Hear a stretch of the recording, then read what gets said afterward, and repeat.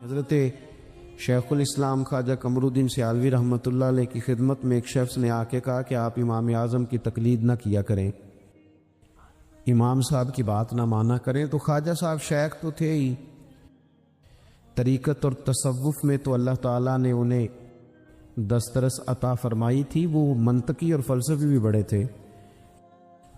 اس شخص نے کہا کہ آپ امام صاحب کی بات نہ مانا کریں،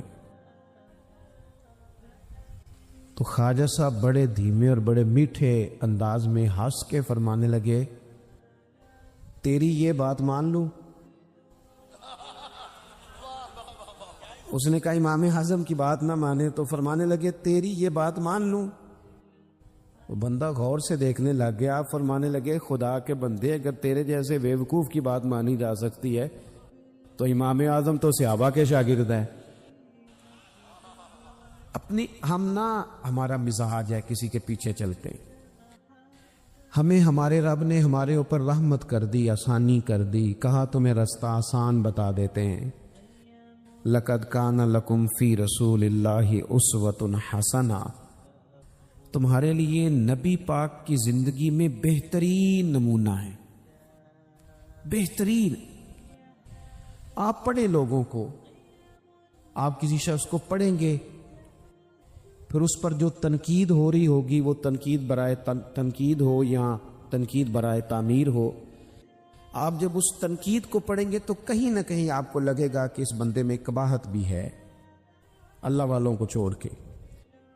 لیکن رسول پاک صلی اللہ علیہ وسلم کی ذات ایسی ہے کہ آپ حضور کو جس جہد سے بھی پڑھیں گے، جس انداز میں بھی پڑھیں گے، آپ کا کلیجہ ٹھنڈا ہوگا، دل کو اطمینان ہوگا، ذہن مطمئن ہوگا، اور اللہ تعالیٰ سینے کو فراخی عطا فرمائے گا۔ ہمارا چونکہ زیادہ تر مزاج جذبات میں رہنے کا ہے، طبیعت اس طرح کی ہے، ہم کچھ چیزوں کو باریک بینی سے سوچتے نہیں، گہرائی میں نہیں اترتے۔ رسول پاک صلی اللہ علیہ وسلم کو اللہ نے بڑی شانیں عطا فرمائی، حضور کو اللہ نے بڑی عظمتیں عطا فرمائی، بڑی۔ اللہ کے رسول صلی اللہ تعالی علیہ وسلم امام الانبیاء ہیں۔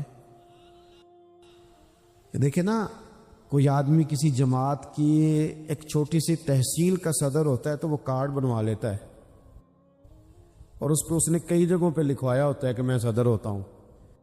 کہ میں گھومتا ہوں دنیا میں تو لوگ اپنا کارڈ دے کے نا تو فوراً پہ میرا بھی مانگتے ہیں، تو میں کہتا ہوں میں نے تو کبھی بنوایا ہی نہیں، ضرورت ہی نہیں پڑی، کبھی بنوایا ہی نہیں، کارڈ کی کیا ضرورت ہے؟ اگر خوشبو ہو تو وہ آ جاتی ہے، اسے بتانا تھوڑی پڑتا ہے کہ میں خوشبو ہوں۔ تو ہوتا یہ ہے کہ چھوٹی سی تحصیل کا ایک شخص اور کسی جگہ اسے کوئی نمائندگی ہے تو وہ بات کرتا ہے، ہم تقریریں کر دیتے ہیں، آپ لوگ سن لیتے ہیں، ذرا غور تو کریں کیا کہہ رہا ہوں۔ کائنات میں سب سے بہترین انسان نبی اور رسول ہوتے ہیں، اور اللہ نے اپنے محبوب پاک کو نبیوں کا امام بنایا ہے۔ اس فضیلت کو سمجھیں۔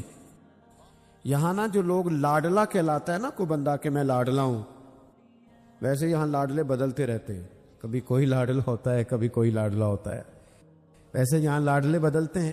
لیکن جو لاڈلا ہوتا ہے نا وہ بتاتا بھی ہے کہ میں لاڈلا ہوں، اور کسی کا بھی کوئی لاڈلا ہو جائے تو وہ ناز نخرے دکھاتا ہے۔ رسول کریم اور رب کے لاڈلے محبوب ہیں۔ لیکن جو بات میں نے آپ کی خدمت میں عرض کرنی، آپ اس پر توجہ کریں گے۔ حضور امام الانبیاء ہیں، اللہ کے محبوب ہیں، نبی پاک علیہ السلام کا پتھروں نے کلمہ پڑھا ہے، چاند حضور کے اشارے پر ڈوبتے ہوئے واپس لوٹ آیا ہے، سورج ڈوبتے ہوئے آ گیا ہے، چاند کے 2 ٹکڑے ہوئے ہیں۔ یہ ساری حضور کی شانیں اللہ نے اپنے محبوب کو معراج عطا فرمائی ہے۔ لیکن ملت کے جوانوں، آپ کو پتہ ہے ہمارے نبی پاک کا سب سے پہلا تعارف کیا ہے؟ حضور کا سب سے پہلا تعارف یہ ہے کہ یہ صادق اور امین ہے، یہ سچ بولتے ہیں۔ حضور کے اسوہ نور کی پہلی بات جو لوگوں کے سامنے آئی تھی وہ یہ تھی کہ یہ صادق ہیں، یہ سچے ہیں، یہ جھوٹ نہیں کہتے۔ آپ کو پتہ ہے رسول پاک صلی اللہ علیہ وسلم سے پوچھا گیا تھا، حضور مومن کنجوس ہوتا ہے؟ فرمایا کبھی ہو جاتا ہے۔ یا رسول اللہ مومن بزدل بھی ہوتا ہے؟ فرمایا کبھی ہو جاتا ہے۔ یا رسول اللہ مومن جھوٹ بولتا ہے؟ تو میرے کریم نے فرمایا نہیں، میرا مومن جھوٹ نہیں بولا کرتا۔ حضور کا جو پہلا تعارف ہے نا، یہ جو حضور کی 40 سالہ زندگی ہے نا، اسے نبی پاک علیہ السلام نے اپنی نبوت کی دلیل کے طور پر بیان فرمایا ہے۔ فرمایا فقد لبثت فیکم عمرا من قبلہ افلا تعقلون۔ محبوب آپ ان سے کہہ دے میں نے تمہارے بیچ وقت گزارا ہے، تمہیں عقل نہیں؟ کو میری طرح کا سچا دیکھا ہے تو دکھاؤ۔ آج میری ملت کا سب سے بڑا مسئلہ جھوٹ ہے، سب سے بڑا مسئلہ اعتماد نہیں۔ بیوی اپنے شوہر سے کہتی ہے کہ تو تھوڑے پیسے دے لیا کر، تھوڑے ایک جوڑے پہ میں گزارا کر لوں گی، میرے ساتھ سچ تو بول۔ تو لاہور جاتا ہے تو لاہور کا بتا کے جا۔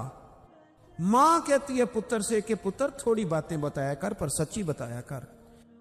قوم کا اعتماد اٹھ گیا سیاستدانوں سے، تم نے لمبے چوڑے وعدے کیے، تم نے بڑی باتیں سنائی۔ تم دیکھیں نا، آپ کی توجہ اگر ہو تو میں ایک حوالہ اس طرح کا بھی عرض کروں آپ کی خدمت۔ سبز باغ دکھا کے لوگوں کو کبھی پریشان نہیں کرنا چاہیے، کبھی بھی۔ یہ ہمارے پیر والا کیا کرتے ہیں بیچارے، ایک کرامت اللہ خیر کرے کبھی کوئی ایک بن جاتی ہے نا تو پھر وہ کمپنی کی مشہوری کا ذریعہ بنتی ہے۔ وہ کہتے ہیں اس کرامت کو بھی فیس بک پہ ڈالو۔ میں نا کراچی جا رہا تھا تو لاہور میں تھوڑا سا مریض ہوں، مجھے الرجی ہو جاتی ہے، زیادہ دیر بیٹھ نہیں سکتا، تو ایک کانفرنس میں مجھے شرکت کرنی تھی۔ تو ایئرپورٹ سے ہی میں نے دوستوں سے پوچھا موسم تمہارا کیسا ہے؟ کہنے لگے پیر صاحب بڑی گرمی ہے اور شدت ہے بڑی، اے سی چلا کے بھی گاڑی میں دقت ہے۔ تو میں نے کہا اچھا دعا کرتے ہیں اللہ بارش برسا دے۔ تو یہ دعا لاہور ہو رہی تھی، میں کراچی ایئرپورٹ پہ اترا تو بارش ہو رہی تھی۔ تو وہ جو مجھے لینے آئے تھے نا صاحب، وہ گاڑی میں ایک بندے کو کہہ رہے ہیں کہ وہ پیر صاحب نے لاہور آکھیا سی تو 1.5 گھنٹے جمی آ گیا ہے۔ وہ میں نے اسے کہا بس کر، اب آگے نہ بتا، ایسا نہ ہو کہ 2-4 لوگ آ جائے کہ پیر صاحب جو کہتے ہیں وہ ہو جاتا ہے۔ جڑے محرم راز حقیقت دے اور راز حقیقت کھول دے نہیں، جڑے محرم راز حقیقت دے اور راز حقیقت کھول دے نہیں، اے جنہ ویکھیا نہیں او کرن گلاں، جنہ ویکھ لیا او تے بول دے ہی نہیں۔ اس لیے یہ اس طرح کرامتوں کو نا کمپنی کی مشہوری کا ذریعہ، ہمارے سیاستدان، ہمارے بڑے لیڈران وہ سبز باغ دکھا دیتے ہیں۔ آپ تھوڑی باتیں کریں، محدود کریں، مختصر کریں۔ دیکھیں اللہ کے محبوب علیہ السلام سے طائف والوں نے کہا تھا، جب حضور علیہ السلام نے دین کی تبلیغ کی تو سیرت میں یہ عنوان بھی ہمیں ملتا ہے، یا رسول اللہ صلی اللہ علیہ وسلم اگر آپ کو کل حکومت ملتی ہے تو ہمیں حصہ ملے گا؟ عرب کے لوگوں کا مزاج تھا نا، انہوں نے حضور سے کہا اگر کل کلاں حکومت ملتی ہے تو ہم شریک ہوں گے؟ تو حضور مسکرائے، اور میرے نبی پاک کو حکومت ملنے کا پاک کتنا زیادہ تھا کہ مکے سے ہجرت کر رہے ہیں، مدینہ شریف ابھی پہنچے نہیں، رستے میں سراقہ بن مالک سے کہہ رہے ہیں کسرا کے کنگن آئیں گے۔ یعنی حضور بتا رہے ہیں کہ سپر پاور بھی ساری یہاں آ جائے گی۔ حضور تو خندق والے دن ایک ہتھوڑا مارتے تھے تو فرماتے تھے روم فتح ہو گیا، دوسرا مارتے تھے تو کہتے تھے ایران فتح ہو گیا۔ یہ بخاری میں چیزیں آپ کو ملیں۔ حضور کو کامل یقین تھا کہ اذا جاء نصر اللہ والفتح، کامل یقین تھا کہ ان فتحنا لک فتحا مبینا، یہ ہوگا سارا کچھ۔ لیکن انہوں نے جب کہا نا ہمیں حصہ ملے گا تو حضور مسکرائے، فرمایا تم کہتے ہو حکومت تمہیں ملے گی؟ فرمایا بھائی سنو، حکومت اسے ملتی ہے جسے اللہ عطا کرتا ہے۔ بات ختم کر دی۔ سچ بولیں زندگی میں، سچی بات کریں۔ اللہ کے رسول صلی اللہ علیہ وسلم نے ہمیں پہلا سبق سچ کا دیا، اسے سادی تقریر نہ سمجھنا، یہ عنوان دین ہے۔ اپنی زندگی سے جھوٹ کو نکال دیں۔ آپ جو تھوڑی باتیں کر لیں پر جو کہیں اس پر کھڑا ہونا سیکھیں، اپنی زندگی کے اندر استقامت کا نور لائیں۔ جوانوں، کبھی بھی جھوٹ کی بنیاد پر رشتے نہ قائم کرنا۔ آتے ہیں رشتہ دیکھنے والے تو کوئی باتیں سناتے ہیں، ہمارے گھر والے ہو بیٹا تو ولی ہوتا ہے، کیا بات ہے؟ اور پھر بعد میں یہ حالت ہوتی ہے کہ اماں کہتی ہے میں آپ بڑا سمجھانی ہے، انہوں میری بھی نہیں سنتا۔ تو وہ رشتہ دیکھتے وقت تو آپ نے کہا تھا کہ بہت بڑا درویش ہے۔ آپ اور بچی والے بھی کچھ ایسے کام کرتے ہیں، رشتہ کرانے والے سے کہتے ہیں ہم نے کار بھی دینی ہے۔ کیوں آپ نے لالچ پیدا کیا؟ کیوں پہلے آپ نے خرابیاں کی؟ اپنی زندگی میں سچ بولے، سچی بات کرے، کبھی بھی کوئی ایسا کام نہ کرے جس سے کہ لوگوں کی طبیعت ایسی ہو کہ لوگ سمجھیں کہ یہ لوگ تو غلط بیانی کے عادی ہیں۔ دیکھیں بخاری میں موجود ہے، سیرت کی تمام کتابوں میں الفاظ کے اختلاف کے ساتھ یہ اپنی اصل کے ساتھ یہ چیز ہر جگہ موجود ہے۔ حضرت ابو سفیان رضی اللہ تعالیٰ عنہ بعد میں مسلمان ہوئے، فرماتے میں جب شاہ روم کو حضور کا خط گیا تھا نا ہرقل کو، حضور صلی اللہ علیہ وسلم نے اس سے کہا کہ کلمہ پڑھ لو، خطوط لکھے نبی کریم نے۔ اس نے کہا یہاں ڈھونڈو کوئی عرب کا سردار اگر آیا ہو تو میں ملنا چاہتا ہوں۔ ابو سفیان کہتے ہیں میں بغرض تجارت وہاں موجود تھا، مجھے لوگ پکڑ کے بادشاہ کے پاس لے گئے، میں کلمہ نہیں پڑھتا تھا۔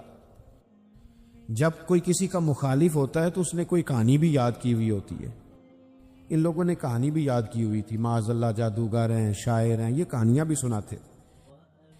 کہتے ہیں کہ مجھے وہ لے گئے، بادشاہ کے سامنے کھڑا کر دیا۔ اب بادشاہ نے سوالات پوچھے، میں کوئی حق میں نہیں تھا کہ میں حق میں باتیں کرتا، میں تو اس وقت تک کلمہ نہیں پڑھتا تھا، اور جو کفار کہتے تھے وہ ساری باتیں میں نے کرنی تھی۔ کہتے ہیں بادشاہ نے اپنے دربار میں کھڑا کر کے سوال کیے، بڑے سوال پوچھے، بڑے میں نے جواب دیے، بڑے سوال پوچھے۔ یہ بھی پوچھا کہ ماننے والے ان کے غریب ہیں کہ امیر ہیں؟ میں نے کہا نہیں، ماڑے ماڑے بندے ہیں۔ میلاد کے جلوسوں میں بھی ماڑے ماڑے بندے ہی جاتے ہیں، ماڑے ماڑے ہیں، غریب لوگ ہیں۔ اس نے یہ بھی پوچھا کہ ماننے والے بڑھ رہے ہیں یا گھٹ رہے ہیں؟ میں نے سارے جواب دیے۔ او ملت کے جوانوں، خدا را میری بات سننا۔ ابو سفیان کہتے ہیں غیروں کا دربار، سوال کرنے والا بھی کلمہ نہیں پڑھتا، ابھی جواب دینے والا بھی کلمہ نہیں پڑھتا۔ اس نے مجھ سے کہا کہ آپ نے بتایا کہ آپ رشتے میں چچا ہوتے ہیں، یہ بتاؤ وہ جنہوں نے اعلان نبوت کیا ہے کیا کبھی انہوں نے جھوٹ بھی بولا ہے؟ آج لوگوں نے نام نہیں بدل دیا جھوٹ کا، کچھ نے بہانہ نام رکھ دیا جھوٹ کا، جی میں نے بہانہ کر دیا تھا۔ کچھ کہتے ہیں جی وہ تو میں نے تو بس ایسے ہی بات، وہ تو میں نے مذاق کیا تھا۔ جھوٹ کے نام نہیں بدل دیے لوگوں نے۔ ابو سفیان کہتے ہیں مجھ سے بادشاہ کھڑا کر کے پوچھنے لگا کیا کبھی انہوں نے جھوٹ بھی بولا ہے؟ ابو سفیان کہتے ہیں کہ لمحے کے لیے میرے دل میں آیا کہہ دوں کہ بولا ہے۔ پھر میں نے کہا ایک تو یہ عرب کی وفاداری کے خلاف ہے، اور دوسرا میں کہوں گا وہ جادوگر ہیں تو شاید کوئی ایک سیکنڈ کے لیے توجہ کرے، میں کہوں گا وہ شاعر ہیں شاید کوئی توجہ کرے، اور مدینے والے نے جھوٹ بولا یہ تو مانے گا ہی کوئی نہیں۔ سنو، جن چیزوں کو معمولی سمجھ کے ہم نے رائج کیا وہ ہمارا وقار لے گئی، دنیا ہم پر اعتماد نہیں کرتی۔ ہم اس ملک میں بستے ہیں جہاں زلزلہ بھی آئے تو غیر ملکی امداد کرنا چاہیں تو وہ کہتے ہیں حکومتوں کے ہاتھ میں نہیں دیں گے، خود جائیں گے۔ ہمارا یہ حال ہو گیا ہے کہ قوم پر اعتماد اٹھ گیا دنیا کا۔ ہمیں پلٹنا ہے، ہم نے دیکھنا ہے ہمارا رویہ کیا ہے، ہمارا انداز کیا۔ تھوڑی کر لیں باتیں، کو ضروری ہے صبح شام بولنا، تھوڑے کر لیں وعدے، تھوڑے دعوے کر لیں، کو ضروری ہے؟ سنو میرے عزیز، ابو سفیان کہتے ہیں کہ اس نے کہا کبھی جھوٹ بھی بولا ہے؟ میں سوچ میں پڑ گیا۔ بادشاہ نے پھر دہرا کے کہا سردار چپ کر گئے ہو، میرے آخری سوال کا جواب دو، کیا کبھی اس کریم نے جھوٹ بولا ہے؟ ابو سفیان کہتے ہیں میرے ہاتھ میں چھڑی تھی، میں نے وہ زمین پر رکھی اور میں کھڑا ہو گیا۔ میں نے کہا سردار سن، وہ میرے رشتے میں بھتیجے ہیں، میری بڑی مخالفت ہے، میں نے ان کے خلاف جنگیں لڑی ہیں، کبھی وہ غالب آئے کبھی میں غالب آیا، آج تک میں لڑنا ہوں، لیکن میں ایک بات تمہیں ذمہ داری سے کہتا ہوں، میں غیر نہیں ہوں، وہ میرے بھتیجے ہیں۔ میں نے ان کو ماں کی گود میں بھی دیکھا ہے، دادا کے کندھوں پہ بھی دیکھا ہے، چچا کے گھر میں بھی دیکھا ہے، ختیجہ کا دولہا بنے بھی دیکھا ہے، زینب سے لے کر فاطمہ تک بیٹیوں کو گود میں کھیلتے بھی دیکھا ہے، میں نے انہیں بدر اور احد میں آتے بھی دیکھا ہے، میرے سامنے پیدا ہوئے اور میرے سامنے ان کے بالوں میں سفیدی آئی، مخالفت اپنی جگہ پر میں تمہیں یہ بات ذمہ داری سے بتاتا ہوں، اس محبوب کی زبان سے جو بھی نکلتا ہے حق اور سچ ہی نکلا کرتا ہے۔ وہ اسیر دشمن کی چاہ میں بھی، مخالفوں کی نگاہ میں بھی وہ امی ہے، صادق ہے، معتبر ہے، میرا پیغمبر عظیم تر ہے، میرا پیغمبر عظیم تر ہے، میرا پیغمبر عظیم تر ہے۔ ابو سفیان کہتے ہیں میں یہ لفظ کہے تو کتنے ہی لوگ دربار میں رو پڑے، ایک سناٹا چھا گیا، کوئی صحابی نہیں وہاں، کوئی نعرہ لگانے والا نہیں، کوئی اپنا نہیں، لوگ رو پڑے۔ کہتے ہیں بادشاہ نے چادر اٹھائی کندھے پہ رکھی، کچھ دیر سوچتا رہا، پھر وہ چل دیا۔ میں نے پیچھے سے آواز دی، میں نے کہا تو نے اتنے سوال پوچھے، میں نے اتنے جواب دیے، کوئی رزلٹ بھی تو بتانا کیا نکلا، نتیجہ کیا ہے؟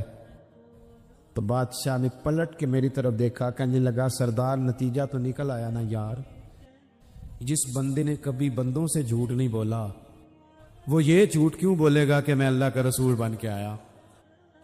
اس نے او میرے بھائی اپنی زندگی میں سچ لاؤ، خدا را ہمارے گھروں سے لے کر حکومت کے ایوانوں تک ضرورت سچ کی ہے، ضرورت سچ کی ہے۔ دوسری بات، اپنی زندگی میں دیانتدار ہو جائیں، چھوڑ دے سامنے والا کیا کر رہا ہے، میں اپنے اس ممبر سے دیانتدار ہوں کہ نہیں، یہ میں نے اللہ کو جواب دینا ہے، میں نے اتنی عزت سمیٹی ہے، دین کے نام پہ سمیٹی ہے، میں نے اللہ کو جواب دینا۔ ہم سارا دھیان دوسروں کا رکھنے لگ گئے۔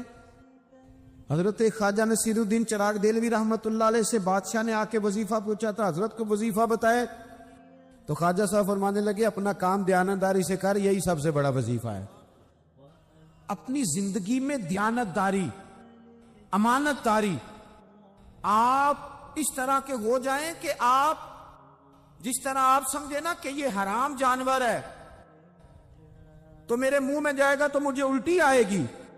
آپ کبھی دیکھیں نا کہ حرام گوشت کوئی آپ کو بتا دے، آپ 2 لقمے آپ نے کھا بھی لیے، لطف آیا، تو کسی نے کان میں کہا یہ تو ذبح ہی نہیں ہوا تھا، بیمار تھا، تو الٹی آ جاتی ہے کہ نہیں؟ بولو کہ آ جاتی ہے؟ انسان کا ذہن قبول کرتا ہے حرام کھانے کو؟ 2 کلو گوشت پہ الٹی آتی ہے تو 2 کروڑ روپے پہ کیوں نہیں آتی؟ ہمارے ایک دوست ہیں، یونیورسٹی کے لیکچرار ہیں، مجھے ایک دفعہ فرمانے لگے پیر صاحب عجیب بات ہے، ایک بندے کو نا کہیں جوتا پڑا مل گیا، بڑا قیمتی تھا پر ایک پیر تھا جوتے کا۔ ہماری دیانتداری کچھ اس طرح کی ہے، ایک پیر ملا، جوتا بڑا قیمتی تھا، مہنگا تھا، تو اس نے اس کا مالک ڈھونڈنا شروع، یہ کس کا ہے، یہ کس کا ہے، یہ کہ شور کر رہا ہے، لیکن تھوڑا سا آگے جا کے جوتے کا دوسرا پیر مل گیا، پر اس نے مالک ڈھونڈنا بند کر دیا، اس کو اب اس کا دوسرا پاؤں مل گیا تو اب اس نے، یعنی کئی دیانتدار بڑے دیانتدار ہیں لیکن دوسروں کے معاملے میں، اپنے معاملے میں نہیں، اپنی زندگی میں انصاف کریں۔ میں مسجد میں جمعہ پڑھاتا ہوں، میں نے ایک دن اپنے ایک مدرسے کے طالب علم سے پوچھا، بیٹا جمعرات کو میں نے پوچھا، میں نے کہا صبح جمعے میں تقریر کیا کرنی ہے؟ کہتے میں جو فیصلہ نہیں کیتا۔ میں کہا تو بڑا مولوی ہے نا، میں چھوٹا، میں تو جمعہ پڑھا کے شام میں فیصلہ کر لینا بھی اگلے جمعے کی بیان کرنا ہے۔ کیوں؟ میں چاہتا ہوں میں ممبر سے دیانتدار رہوں، میں ایک ہفتہ تیاری کروں، میں نے قوم کو اللہ رسول کا دین بتانا ہے۔ میرا یہ مقصد تو نہیں ہے کہ 1 گھنٹہ مجھے ملے تو میں نے کسی طریقے سے اسے پار کرنا ہے۔ آپ اپنے کام کے ساتھ ہمیشہ دیانت کا مظاہرہ کریں۔ اگر آپ دیانتدار ہو جائیں، حضرت سعید بن عامر رضی اللہ تعالیٰ عنہ کو حضرت عمر نے کہا میں آپ کو ایک صوبے کا گورنر بنانا چاہتا ہوں، رو پڑے، فرمانے لگے اس قابل نہیں ہوں، آپ کہیں مجھے بھی آپ کہہ دیں کہ فلانا عہدہ ملتا ہے تو تیار ہے ساری دنیا، کون انکاری ہے اس کام سے؟ سب تیار بیٹھے۔ لیکن روتے تھے لوگ کا جناب میں کہاں کر سکتا ہوں. حضرت عمر نے لگا دیا حمص کا گورنر. کچھ مہینوں کے بعد حضرت عمر تشریف لے گئے, جا کے پوچھا کہ کیسا ہے. تو پہلے تو ایک لسٹ منگوائی حضرت عمر نے, کچھ مال آیا ہے تو مختلف صوبوں میں بانٹنا ہے, غریبوں کی لسٹ لاؤ. ان کے صوبے کی لسٹ آئی تو تیسرا نام گورنر صاحب کا تھا. وہ کہا تمہارا گورنر مسکینوں غریبوں میں. کہنے لگے حضرت صاحب, جو لسٹ بنانے والے تھے وہ کہنے لگے اب ان کے وجود پر جو کپڑے ہیں جگہ کوئی نہیں بچی, پیوند کہاں لگانے ہیں. دامان توکل کی یہ خوبی ہے کہ اس پر پیوند لگے ہوتے ہیں پر دھبے نہیں ہوتے. پیوند لگے ہوتے ہیں پر دھبے نہیں ہوتے. حضرت عمر نے معلومات کی ان کے صوبے میں جا کے, تمہارا گورنر کس طرح کا ہے. عرض کی حضور 4 شکایتیں. یہ جمہوریت ہے. آج تو ہر سیاسی جماعت میں ڈکٹیٹرشپ ہے. آج کہاں جمہوریت ہے. آج تو آپ جتنے شاہ کے وفادار ہو جائیں گے اتنا اچھا عہدہ لیں گے, جتنا مرضی قابل بندہ ہو جماعت کے اندر, لیکن اگر وہ پورا تابع دار نہیں تو نظام نہیں چلتا. جتنا مرضی قابل ہو. حضرت سعید بن عامر رضی اللہ تعالیٰ عنہ 4 شکایتیں, عام آدمی شکایتیں کر رہے ہیں. حضرت عمر نے کہا کون کون سی؟ انہوں نے کہا جی پہلی شکایت یہ ہے کہ ہمارے گورنر, توجہ ہے میرے بھائیوں کی, انہوں نے کہا جی پہلی شکایت یہ ہے کہ گورنر صاحب صرف دن کو ملتے ہیں, انہیں رات کو بھی لوگوں سے ملنا چاہیے. دوسری شکایت یہ ہے کہ جب شروع میں آئے تھے تو فجر کے بعد بیٹھ جاتے تھے, مسائل سنتے تھے. اب سورج نکلنے پر اشراق چاشت کے ٹائم 8, 9, 10 بجے آتے. تیسری شکایت یہ ہے کہ ہفتے میں 1 دن ملتے ہی نہیں. چوتھی شکایت یہ ہے کہ کبھی کبھی ایسے رونے لگتے, بیٹھے بیٹھے بے ہوش ہو جاتے. تو آپ نے دیوانہ آدمی ہمیں دے دیا ہے. حضرت عمر فاروق رضی اللہ تعالیٰ عنہ نے حضرت سعید بن عامر کو مجمع میں پوچھا, جناب آپ پبلک کے نمائندے ہیں, آپ کو سوالوں کے جواب دینے چاہیے, بتلائیے نا. اور یہ پبلک کے نمائندے صرف سیاستدان نہیں ہوتے, پیر صاحبان بھی ہوتے ہیں, مسجد کا خطیب بھی ہوتا ہے. اگر حضرت عمر سے پوچھا جا سکتا ہے کرتا کہاں سے آیا, تو پیر صاحب سے بھی تو پوچھا جا سکتا ہے. ان کو بھی جواب دینا چاہیے, ان کو بھی بتانا چاہیے, اس لیے کہ وہی تو دعویٰ کر رہے ہیں فقر بتانے کا. تو حضرت عمر نے 4 سوال کہا, سعید آپ کے ذمے 4 سوالوں کے جواب ہیں. تو حضرت سعید بن عامر نے گردن جھکائی, کہنے لگے پہلے ہی کہا تھا میں گورنری کے قابل نہیں. فرمایا اب تو بن گئے ہونا, جواب تو دینا ہے, حضور بتلائیے. فرمایا پہلا سوال آپ سے یہ ہے کہ یار لوگ کہتے ہیں رات کو کام پڑ جاتا ہے اور آپ ملتے نہیں. تو حضرت سعید بن عامر نے اپنی داڑھی پکڑ لی, عرض کی حضور یہ ساری سفید ہو گئی ہے, بڑھاپا ہے. دن مخلوق کے لیے رکھا ہے, رات اپنے رب کے لیے رکھی ہوئی. اگر پھر بھی کسی کو شوق ہو تو سعید بن عامر جب بھی ملے گا مسجد میں ملے گا.